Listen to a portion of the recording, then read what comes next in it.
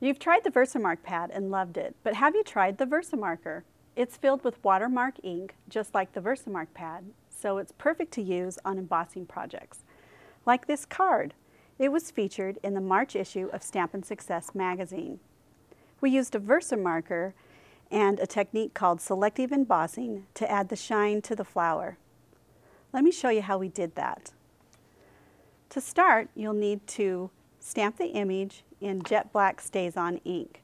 We'll be watercoloring this image, so StazOn ink is really the best choice for this project. Next, you'll use a blender pen and an aqua painter to watercolor the flower. I've already done one, and I used rose red and pumpkin pie ink on it. Let this dry completely once you're done watercoloring it before you start using the Versamarker. Take the Versamarker and just start adding color to wherever you want to add a little bit of shine.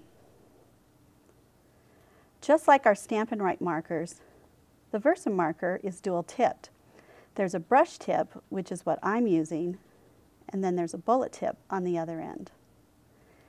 And when you're finished using your Versamarker, you want to make sure that you store it flat, not upright. That way you'll make sure that no ink is pulling at either end. Okay, we're ready to emboss this. And remember, we're just going for that little look of shine. So I'm using clear embossing powder.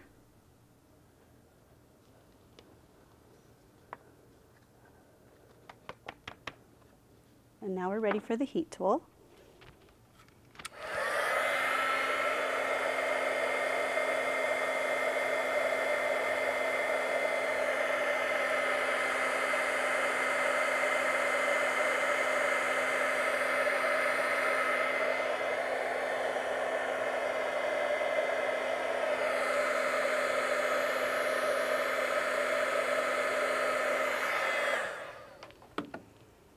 Hey, can you see how we have that little bit of shine on the flower now?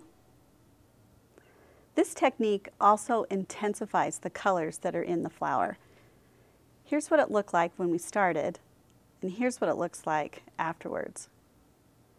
You can see that the colors are just a little bit darker. And when we take that element and add it back onto our project, here's what the finished project looks like.